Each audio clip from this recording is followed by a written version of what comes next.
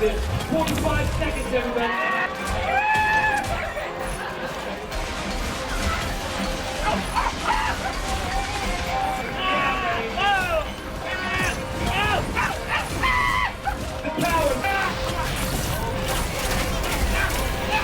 Come on, Jackpot! Come on!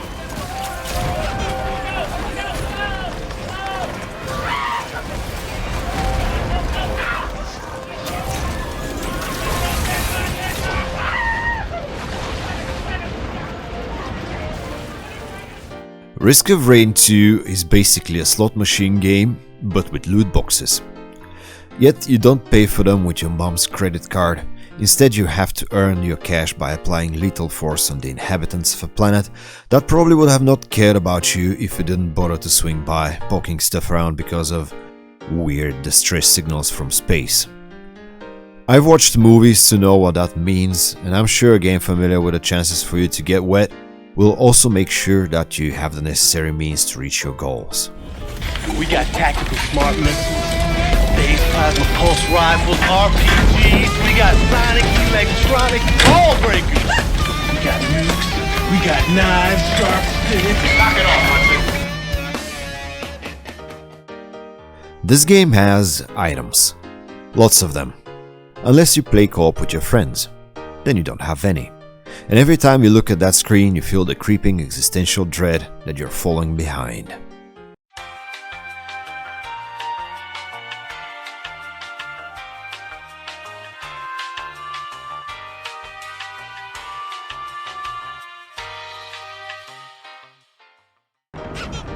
You take part in this journey as a survivor, but most of the time you're not surviving and the game is literally mocking you.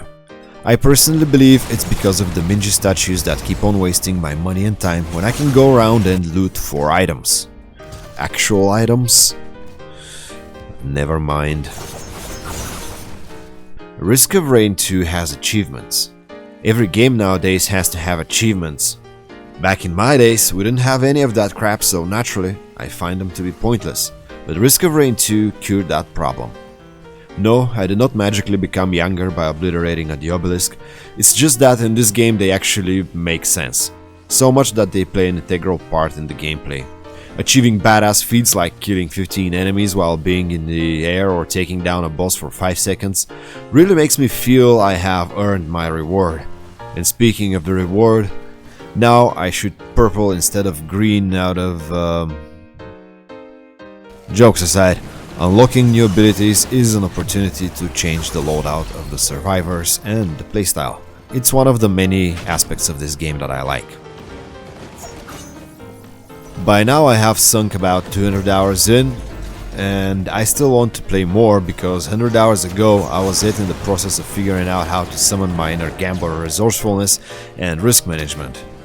Maybe if I had immediately jumped on YouTube to search for someone else's critical thinking, I would have spent my time actually beating the game. But if you're like me, at least you have dumb and funny stories to tell your friends, like this time when I found out what Purity and Lost Seers lenses do. I give my thoughts on this game a score of Killed by the Planet because it's my greatest achievement.